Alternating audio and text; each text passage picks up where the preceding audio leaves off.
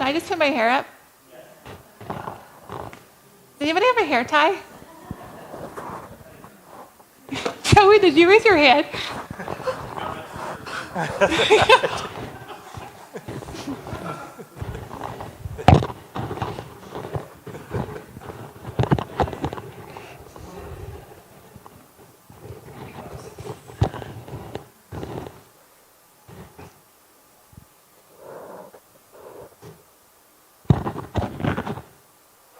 It says we're based in Coeur d'Alene. It says seventh day, and it says it's a church. What it doesn't tell us is that they are welcome. There's no invitation. There's no pull to come to visit. There's no feeling of curiosity. In today's world, names that are open, rational, and authentic invite curiosity and connection. I went to address something real quick. Does a new name make us less Adventists? No.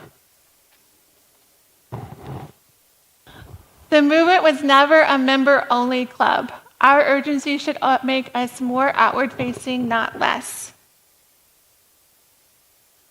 The Adventist movement was never meant to be a members-only club. It was born out of a conviction that Jesus is coming, and that urgency should make us more outward-facing and not less.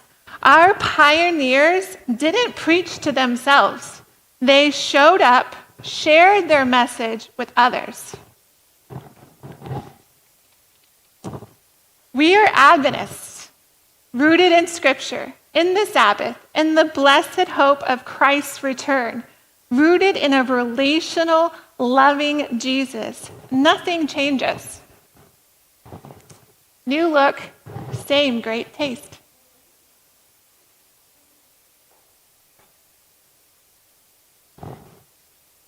We are not abandoning our identity. We are living it out.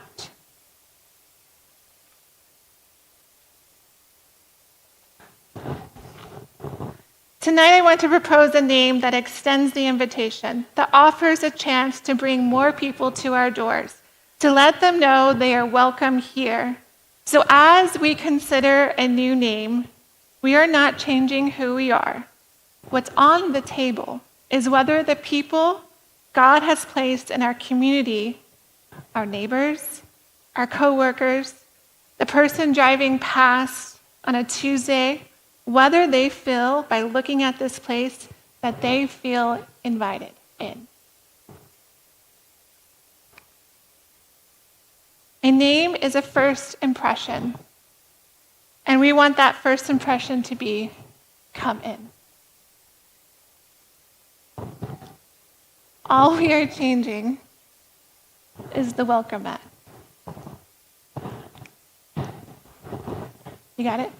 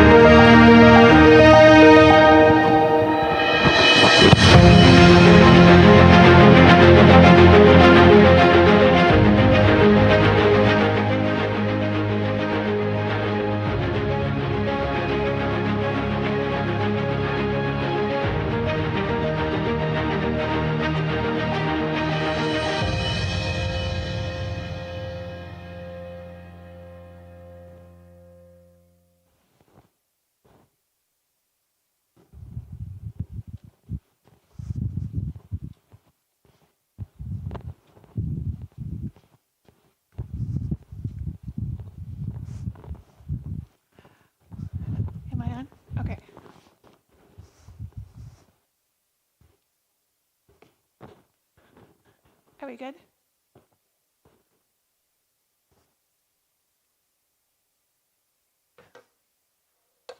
Gathering Place Adventist Church. Welcoming space where people can come together in community, faith, and worship. Rooted in Scripture throughout the Bible, God's people gather to worship, grow, and encourage one another.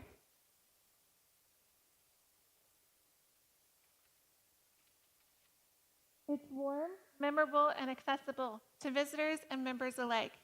It feels like home. When you think of home, you think of all ages and people. Open and inviting, longtime believers and newcomers looking for connection. Why it matters. In today's world, names are open, relational, and authentic, invite curiosity and connection. Gathering Place is approachable for seekers, meaningful for believers, and consistent with our Adventist mission. The third place. I don't know if you've heard of this, but the idea is that home is the first place, work is the second place, and having a source of community is called the third place. And this is kind of coined with why church is so important in our communities, for this idea of the third place.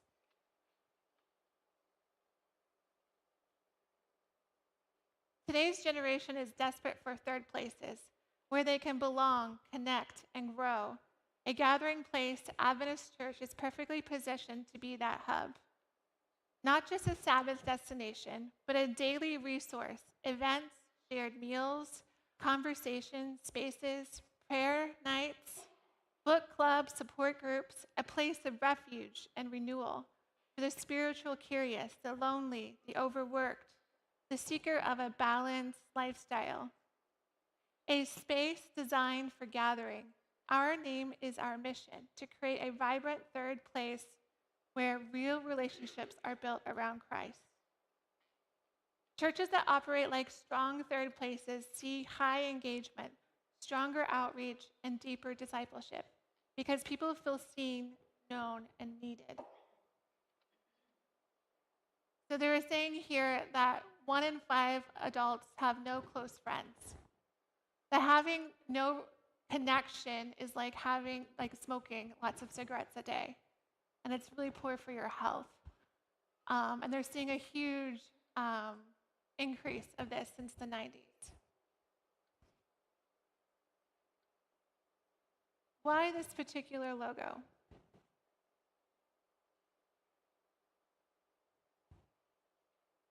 Cross is at the center. Christ remains the center of everything we do and what he did for us. The woven lines, a beautiful metaphor for community, diversity, not only diversity with national backgrounds, but also spiritual independence, and shared strength in the collective. Modern simplicity, elegant, meaningful, and adaptive for all generations. Real-world application, which we'll see here in just a little bit. The typography. The logo uses a friendly, elegant typeface that balances approachable with dignity. Gathering Place is lowercase letters on purpose. Signals warmth and community over hierarchy. Adventist Church is capitalized, anchors us in our global family of believers. Colors.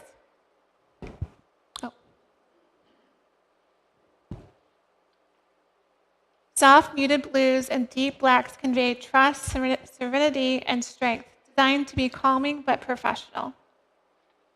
You can see the application here.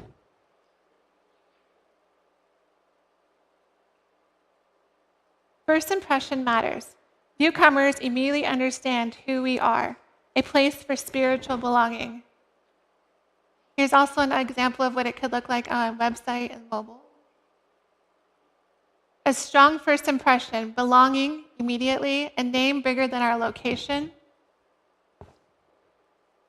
Our identity with Gathered for Good, which is one of the bigger pools for this as well. I don't know if you guys have recognized this. Does everyone know what Real Life is? Okay. So they have a strong branding in our community. You see real life everywhere for all their different things. And not very many people know Gathered for Good is connected to our church. So this is another strong pool of gathering place. We're using very similar typography, and then we'd also place any type of visuals that we put here, we'd put there, and vice versa, just to create this branding piece in our community. And anything else that we do, it would be going throughout.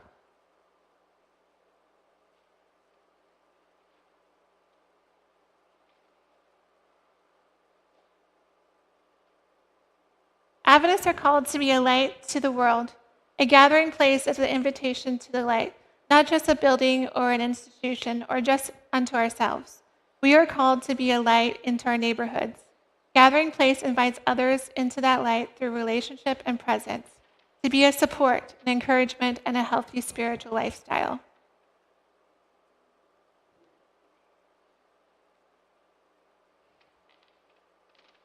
Gathering Place Adventist Church isn't just a new name. It's not just a new logo. It's a declaration. It's us saying out loud to our community that there is a place here for you, that you are seen, that God's love is visible, tangible, and real within these walls. A true gathering place, the kind of third place our community is searching for, not just a church people attend, but a community people belong to.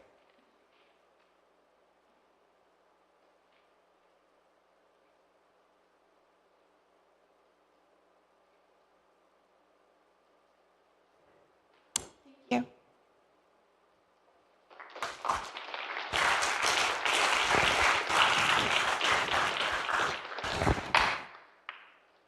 Okay, questions and answers.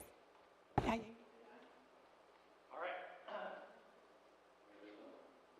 I have a mic in my hand, and I'm willing to hand it over to you if you raise your hand. So if you have thoughts, questions, feedback.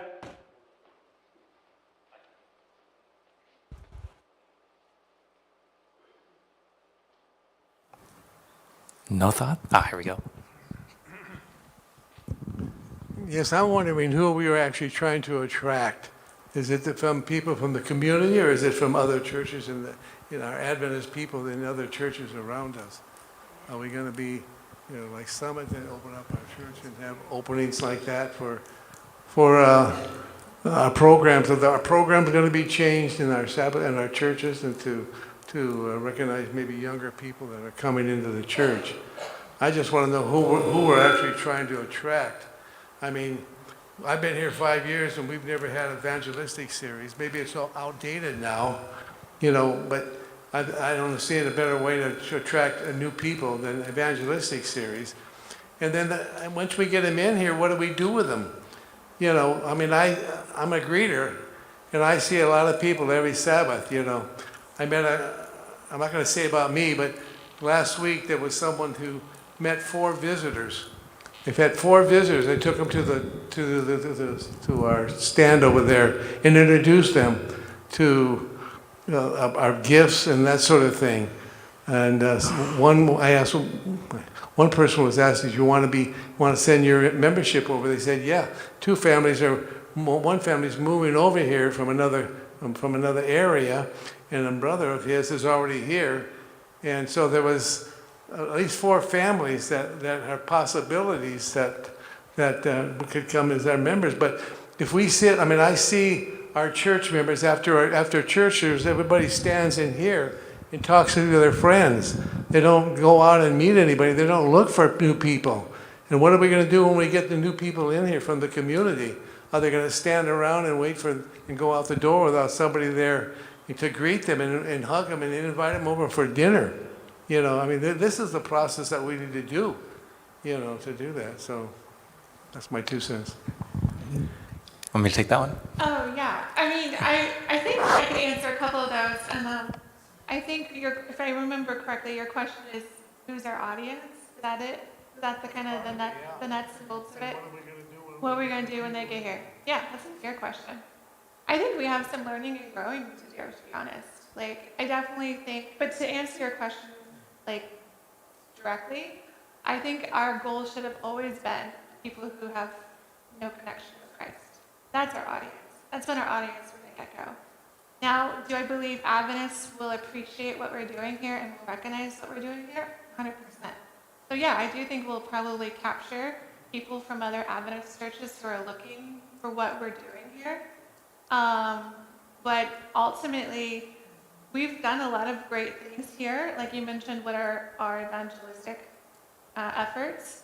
We've done things a little differently, but I think it's captured an amazing amount of attendance, and I think there's something there. For example, like the Easter play and the VBS.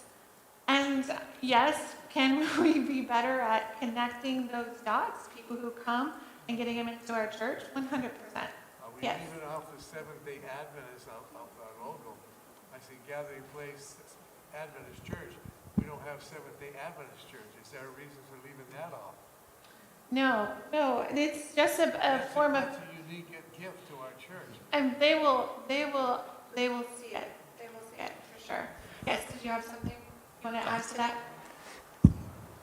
You addressed it well. Okay. If you notice throughout the presentation, there were different slides.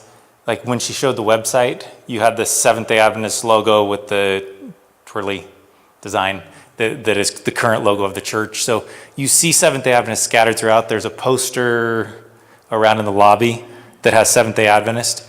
Right now, a lot of our branding that when we send out invitations is CDA Adventist. So this is very similar to what we are currently doing, but you have the Seventh-day Adventist also interspersed throughout all of our different websites and graphics and different things that we do as well. So good question.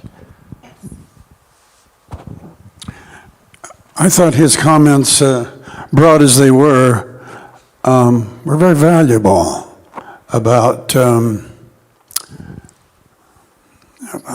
just about everything he said there. I like the name Gathering Place. As a matter of fact, the Sabbath school to which I attended for many years and still is referred to as the Gathering Place. That was our title. So there's something that makes me feel at home with that.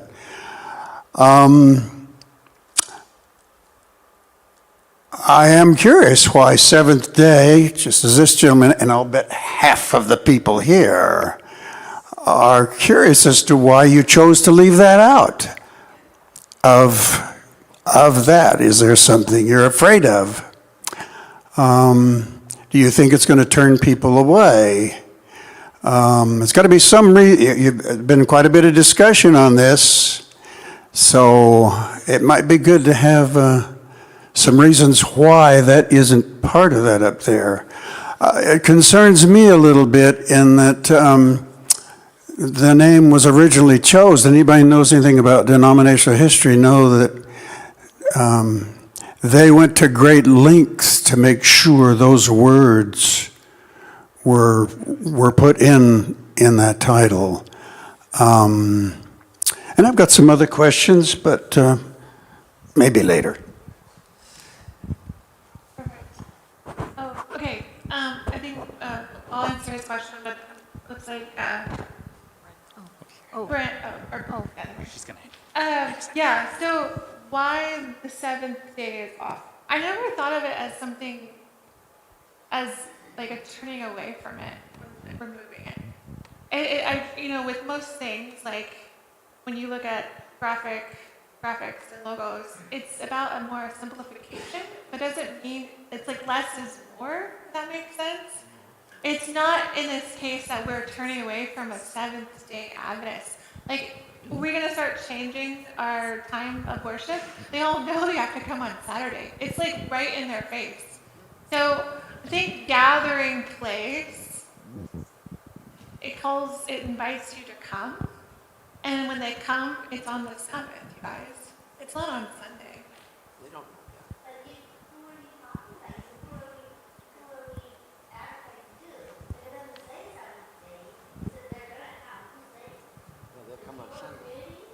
Yes, I hope so. I hope it's people who don't know about the seventh day who want to come. The Seventh-day Adventists already know about Seventh-day Adventists and about the Sabbath. Those who are coming, who want to be invited, they have to be wooed in. They don't understand.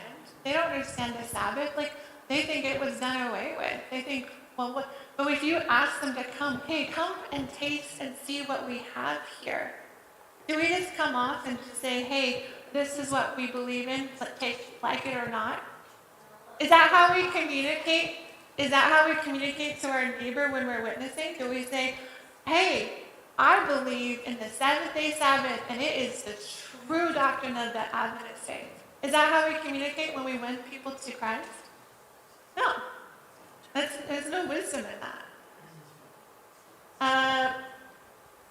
Brent, I think. Oh, no, sorry, Sam. I'm sorry. Yeah, no, you're okay. Maybe he should have gone first. First of all, I want to thank you both for all that you've put into this. I know you've put a lot of effort into it and a lot of thought. I have to say I don't agree with changing it, but that doesn't mean I don't appreciate you, because I do. There's many reasons. First of all, it's been discussed that we do not have Seventh Day there. I want to tell you a little something. A few years ago, I had new neighbors. They're lovely people. And the first thing they said to me when they were meeting with me over the back fence, they said, oh, you know what we've discovered? And I said, no, what? Well, we read the Bible, and the Lord has shown us that the seventh day is the true Sabbath. Now, they are not coming here, but that's because they're truly just Bible students, and they teach their kids about it. But what about the people that God is calling that want to find a place to worship? They're not going to find us with Gathering Place. Gathering Place would be great for a restaurant, for a coffee shop, for any number of places where people gather. But this is our church, and God has called us out as a unique people, not to be like everyone else. I know that that's uncomfortable for a lot of people, but I want to tell you, I was reading in Samuel, and when the people came to Samuel and they demanded a king, they wanted a king. Do you think that made God feel good? He was their king. He was the one that took them through he took them through the wilderness. He protected them. He did everything for them. And he even told Samuel, tell the people what will happen when they have a king. And their answer was, we want a king because we want to be like all the other nations out there. Do we? Do we want to be like those nations? You know, we have multiple churches in the area with designer names, boutique names. They don't tell me what they're about, not at all. How they get their gathering is the people that go there befriend people, and I think that was touched upon, that we could do a better job of that. And I also feel like, and I have heard this, I used to be an elder, I know, that people think that having evangelistic series are outdated, maybe the method. But I'm telling you, I'm a very, very strong supporter of Adventist World Radio. They have evangelistic series. 300,000 people recently joined our church as a result of learning, being taught what the Bible teaches. You know, I've gone to this church for nearly 50 years, and this isn't new. This has come up so many different times, and the church always votes it down because we are a unique people. We don't need to blend with all the other churches around here. We have a message, and if somebody was looking for a Seventh-day Adventist church, they wouldn't find it with that. And I'm sorry, please, I'm not trying to be critical.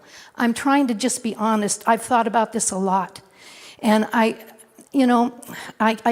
could say a lot more things that have been running through my head, but I think I've said enough.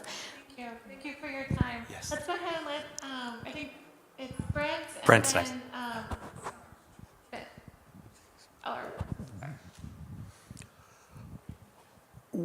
So, first of all, we're newcomers here. So we've been here about 5 years as members in Coeur d'Alene Church.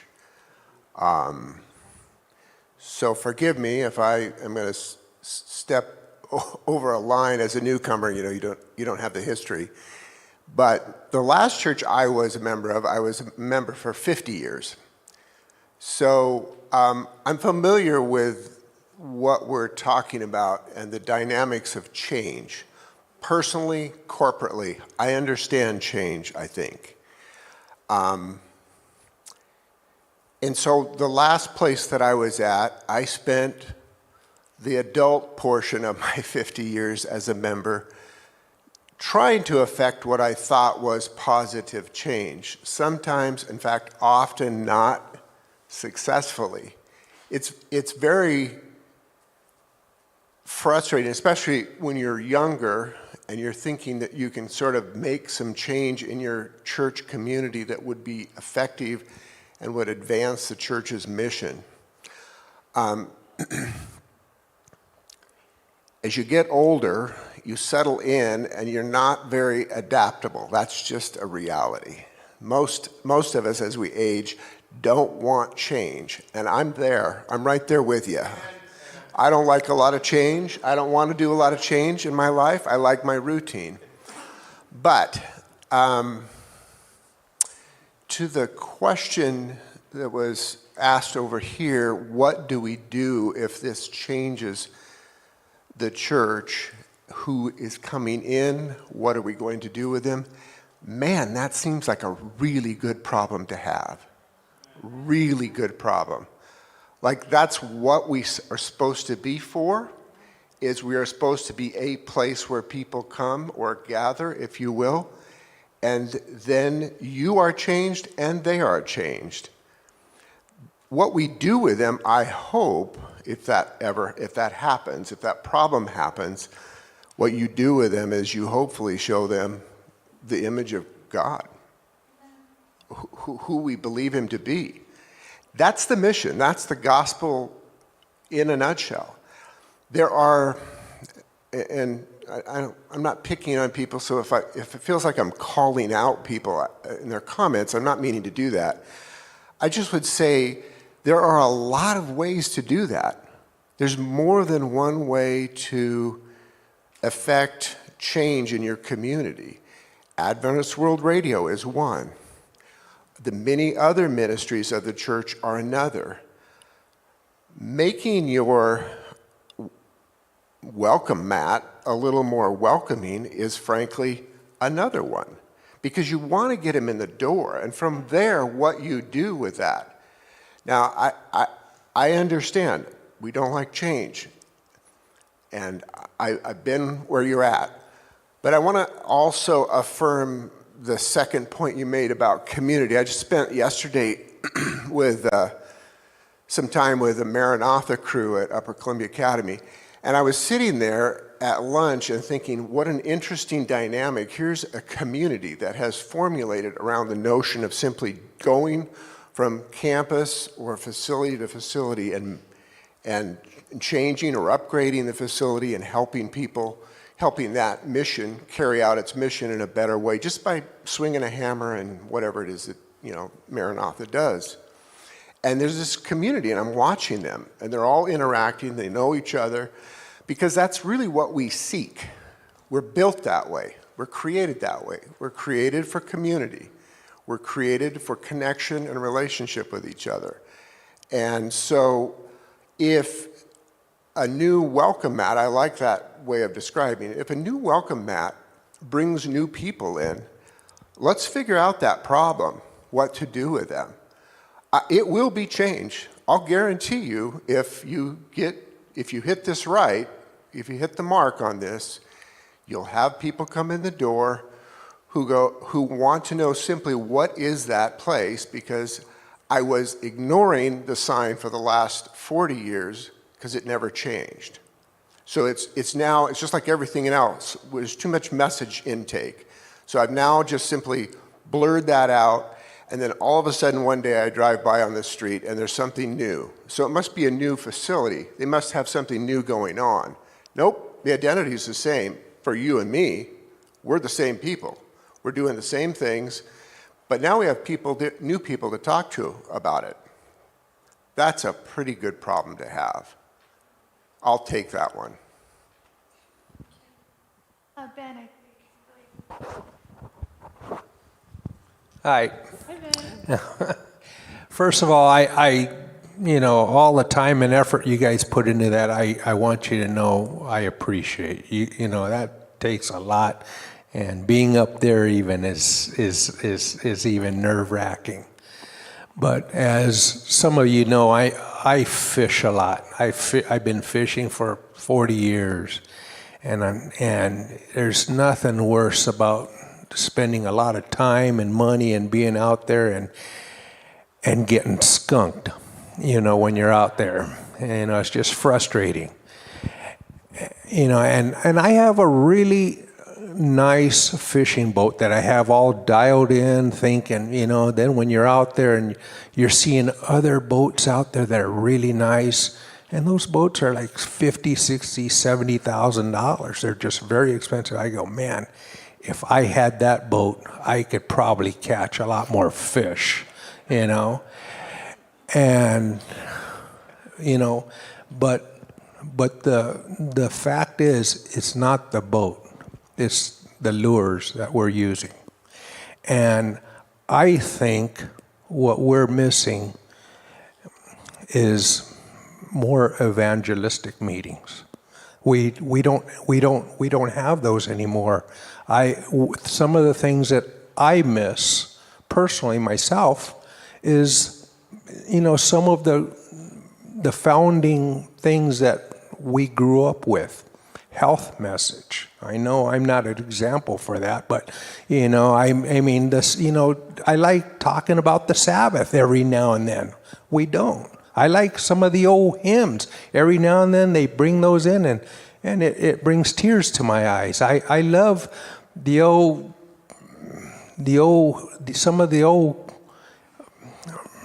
all the sermons that talk about some of our roots once in a while. I'm not saying do that all the time, but I'm a proud Seventh-day Adventist, and personally myself, I would like to see Seventh-day Adventists on top of Gathering Place. And I like the logo. I think the logo's awesome, but if we're going to do a change, I would like to see the Seventh-day Adventists on top of the Gathering Place. I'm a proud Seventh-day Adventist, as I'm a proud American. Thank you, Ed. I think Kevin had his hand up over here. Can I just add a little? Oh, sorry. Yeah. Wait. I got this message from a pastor in New Hampshire right now. He's watching us. He's watching us. This is Raciel. And he says we could change the logo, but if we don't know how to work with people, it's a loss. I just wanted to add, I love the fact that you want to tie into we are gathering place and gathered for good. But what if we were to take the gathered for good of the Seventh-day Adventist Church? Loma Linda University of the Seventh-day Adventist Church. You know what I mean? Some of our titles that we've given some of our outreach programs are educational, health, hospitals of the Seventh-day Adventist Church, I think is what should be added to those titles to tie us together. I appreciate what you're saying. The only thing is there's several other Seventh-day Adventist churches in the area. And so we're trying to create an identity everyone knows and distinguishes to our church. And I don't know, for example, there's PMC, Pioneer Memorial Church. I mean, that is an Adventist Mecca at Andrews University, and they were not shied away from putting a little bit more identity to their church and creating a standalone. And so that's why we ended up doing what we did. Okay, Kevin. Thank you.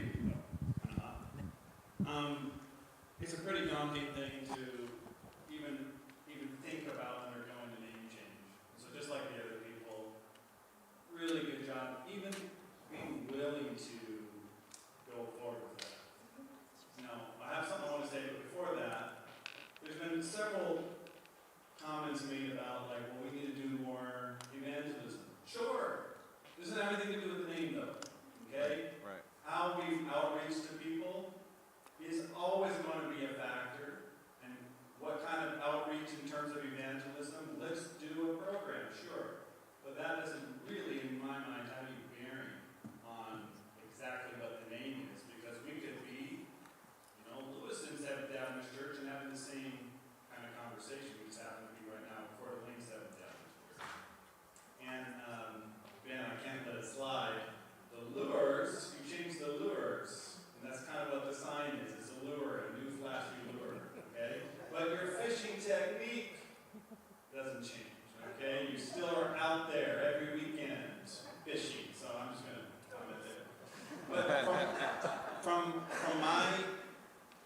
I've seen some different iterations of this. How challenging to try to marry, two things together, maybe newer viewpoints of how church should be looked at or advertised versus maybe more traditional viewpoints. And from my opinion, since we're commenting on opinions, I feel like you guys hit it out of the park. It's absolutely beautiful logo. It's a beautiful name that rolls off the tongue. If I were to tell people about the Gathering Place Adventist Church, it's much easier to say, much easier to promote. I have talked with people about church, and they say, where do you go? And I start saying, well, I go to the Coeur d'Alene Seventh Adventist Church. No shame in that. But I see their eyes glaze over a little bit. It's like I'm saying, First Epistle Baptist Church, St. Luke's, whatever, Seventh-day Baptist. It's too, religious for them, okay? And they may want to come, but sometimes just kind of rattling off this long name, it sounds a little bit wooden, a little old. To be quite frank, it's some of these churches are that you have to basically be born into it, because no one's walking off the street necessarily as often. And luckily, we have great outreach and we are bringing people in, but it can be done better. And this is just a piece. This is not changing how we do things, but it is a piece of our outreach. And I think it's beautiful. Thank you. I think Joshua. Yeah, I just wanted to comment on one of the questions that came up. When the website gets updated, it is going to 100% say Seventh-day Adventist Church in Coeur d'Alene in the metadata. It'll show up on ChatGPT. It'll show up on Google.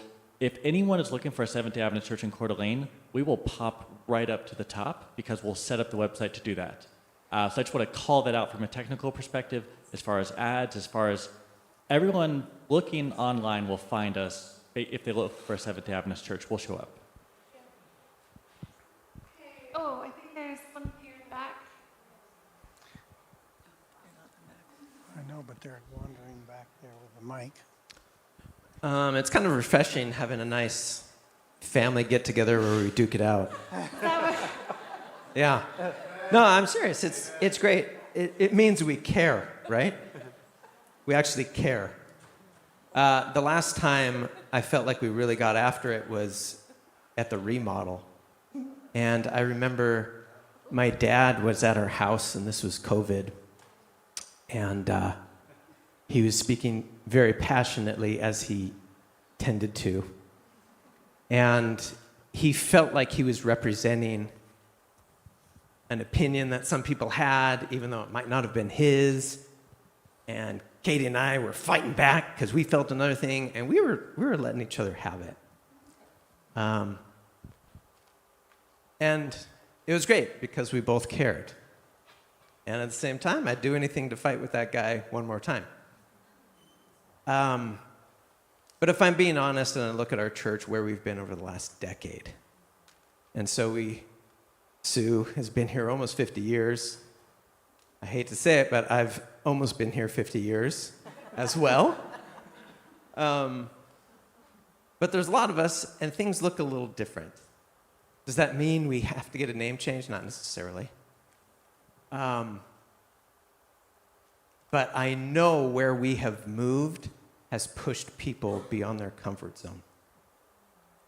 And I think that needs to be recognized. There are people right now that are being pushed beyond their comfort zone, and I want to thank you because I'm probably partially responsible for areas where you don't feel comfortable. And that does not go unnoticed. I realize you are bending because you value this community. Amen. And there's other people who are contracting because we are not moving enough for them. And this is a struggle to get through, a struggle. And so I also kind of recognize them. Is there anybody who thinks that we do everything perfectly and we're in the right spot? I doubt it. Not in our household. We're in different spots on a lot of stuff. So that's just an observation. This church can be the Gathering Place Adventist Church. I'm going to be here. This church could be the Coeur d'Alene Seventh-day Adventist Church. of the Upper Columbia Conference, of the North Pacific Union, of the General Conference of Seventh-day. Like, fine, whatever, I'll still show up. Like, I don't care. I mean, I kind of care. I like this. This is my vote for sure. But I'm here for all the people in this room. Like, we're going to get through whatever name it is, whatever logo it is. Like, we chose to be here not because it says Coeur d'Alene Seventh-day, or at least I didn't. Like, I don't come here just because, oh, this is the name and I'm going to follow blindly. No, no, no. I came here for the people. I've grown up here with these people. This is my family. If people have issues with these people, they've got an issue with me. Because we're ride or die together, right? So that's kind of my perspective. Do I like this? Do I think that this actually makes more sense for people in my demographic? Yes, I do.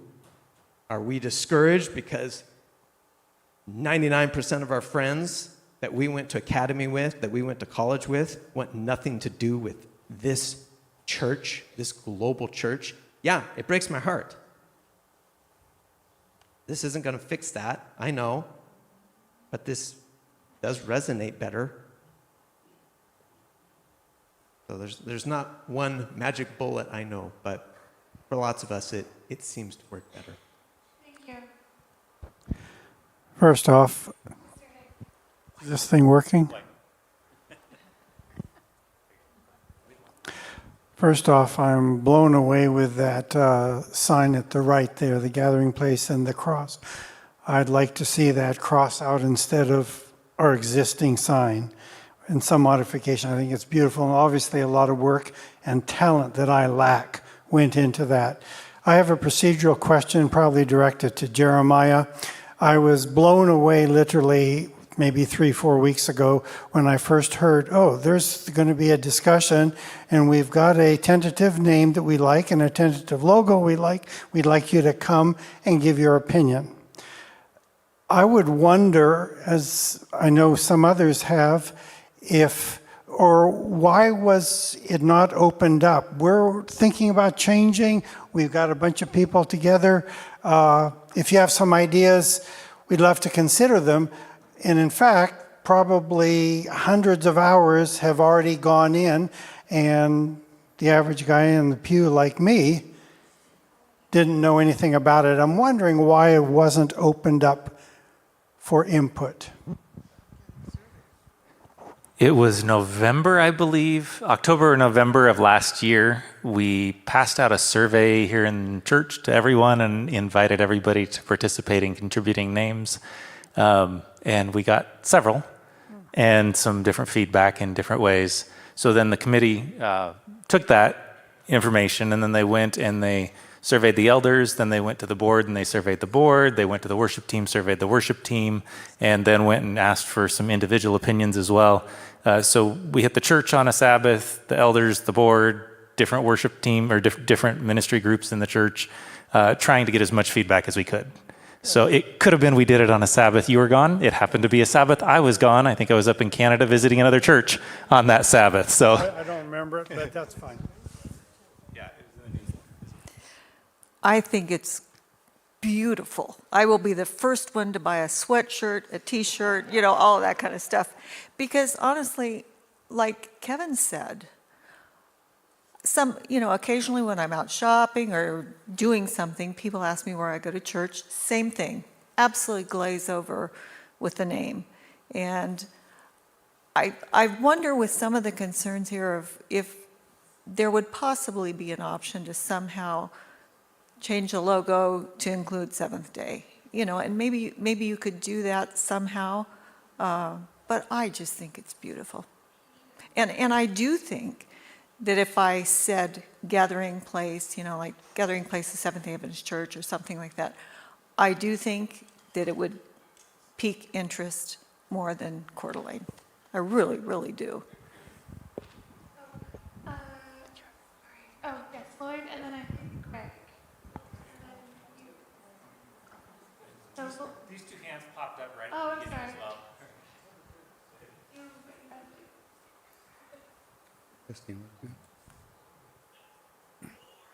People keep reminding me, I go to Croc Center, we still in PT over there.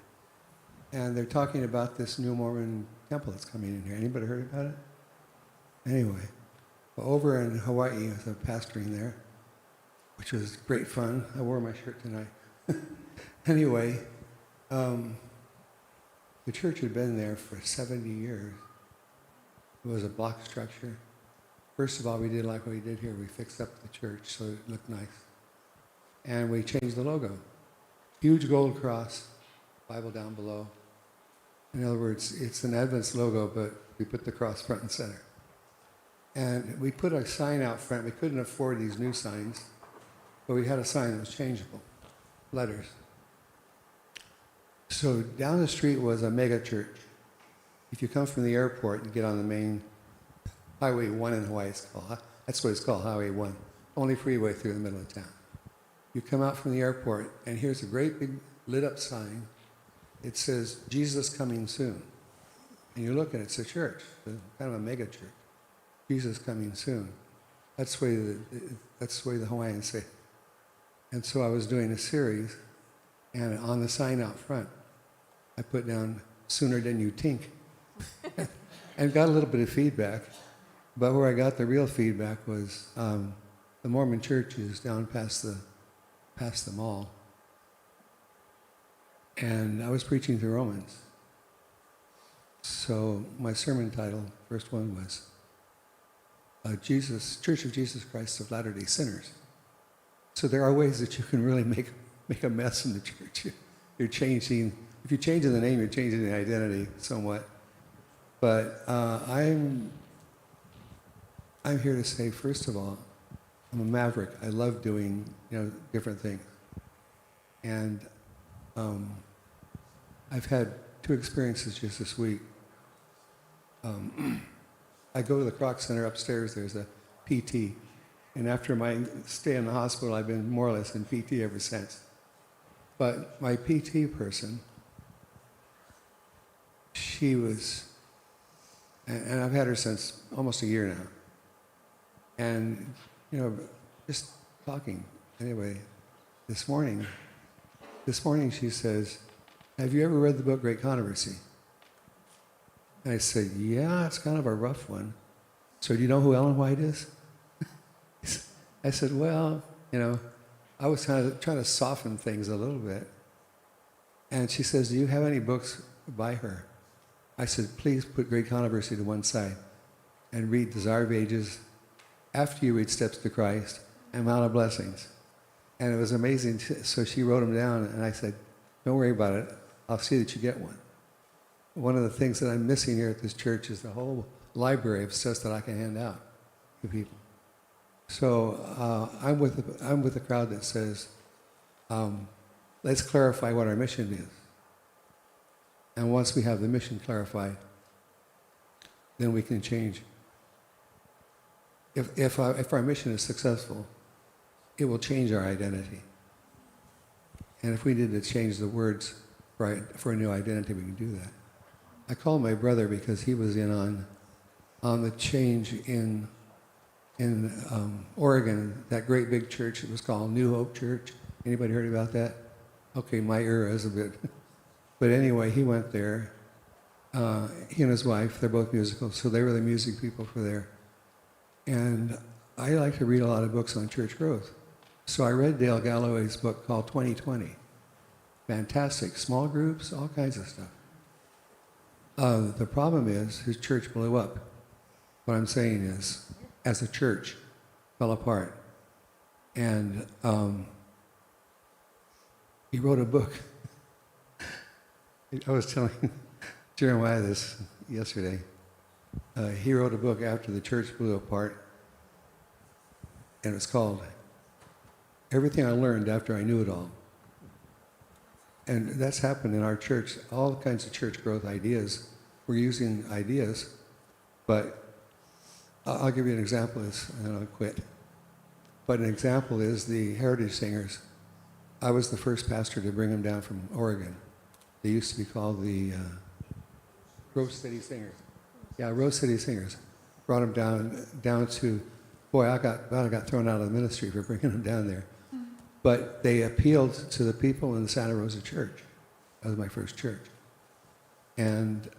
But one thing I talked to Max Mason about, became really good friends with him, was that song about the marketplace is empty, no more traffic in the streets, et cetera, et cetera. When we start using other people's liturgy, shall we say, when we start using other people's liturgy, the theology kind of comes with it. Now, I'm not that theology is wrong, but I think we need to have the love, but our identity as Seventh-day Adventists, I think, needs to be crystal clear there. Thank you, Mike, for that. Appreciate it. I think Mike. Jeremiah, do you know who's next? I think Mike. Cameron or? Cameron, go. Just go. Sorry. Oh, Mike, I'm sorry. I'm sorry. It's all right. I'm sorry. Just give it back to him after you. Okay.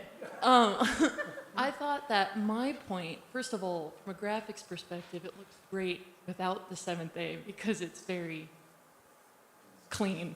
But I would also say that I don't think having seventh day excluded is as much of a change as I feel like everyone thinks, because a point you kind of already made is if you look at our website, our social media accounts, they're all already labeled CDA Adventist. So we don't have the seventh day on there currently. I think the only place you see that is the physical sign outside. But if you look at our website, even though it's not labeled that, it's still extremely clear that it's Seventh Day Adventist. And I was thinking, based on your presentation, that's exactly, you would continue with that. So I feel like everyone's getting hung up on that a little bit, but I kind of think we're already there. Yeah. So that's just, thought I'd reiterate that point. Thank you. Mike. Just a question first. Has there been any market research done within a mile or two of our church to know what people think of us? Of us specifically? Jeremiah, did we do that for something else, but not specifically for this? Yeah, we did about five years ago. Okay. Yeah. All right. But not for this project. Okay. I don't know how many of you know Dick Dirksen, probably most of you. You've read his stories. One of the things that he shared with me one time is when he would go out to a church that he hadn't been to before, and you know that some of you know the story, he would go to the convenience store that is within a mile or less and ask him where the Seventh-day Adventist Church and what kind of a place it is. Sometimes they didn't know. And that's a mouthful. Yeah. The other thing I would want to share is that when our hospitals didn't have the name Adventist in it, they did not have a very good reputation in the world. In fact, many of you know that Creation Health, the Adventist hospital, just outside of Disney World, that's one of the ways that they became known, but it was called Creation Health. It doesn't have the word Adventist with it. But Adventist Health continued to have a wonderful, amazing reputation as Adventist, exactly. Well, it depends where, yes. Yeah, and so putting Seventh-day Adventist, I would just add, would make this a mouthful from a marketing standpoint. The shorter the message that is up there, the more concise and the more people are going to be interested. Okay. We have Grant. Greg, I know, has been waiting for a while. Neil, Bill, You? there's three here that You have been pick waiting. Jeremiah. I don't want to be thrown on the bus. You're good. I'm letting Joey handle that side. Okay. I've just been watching this side. How about we go back and forth? Oh, one this that's a side, great one that idea. side. Okay, so and then we'll jump back and forth. Mr. Wheeler, you want to go, and then we'll go here. I think many of you know that I'm kind of a word buff, and one of the words I've heard thrown around here, at least initially, was the word evangelism. I think as Adventists, if you ask people, what's the definition of evangelism? People will say, oh, well, that's the good news. And then if you ask them, well, what's the good news? There's a certain percentage that will say, Well, that's the 28 fundamental beliefs. And we need more evangelistic series where we explain all of our 28 fundamental beliefs. And then if we can get those people baptized, we've won. That's the end goal. I'd like to throw out what I believe is a lot better definition. It's kind of more of a Christocentric message. But I believe the good news is the nature and character of who God is, as demonstrated by Christ on the cross. That's the reason why I actually belong to this Seventh-day Adventist church. It's the idea that everything that we believe is centered in that picture of who God is. I think that picture of who God is the central message for the end times.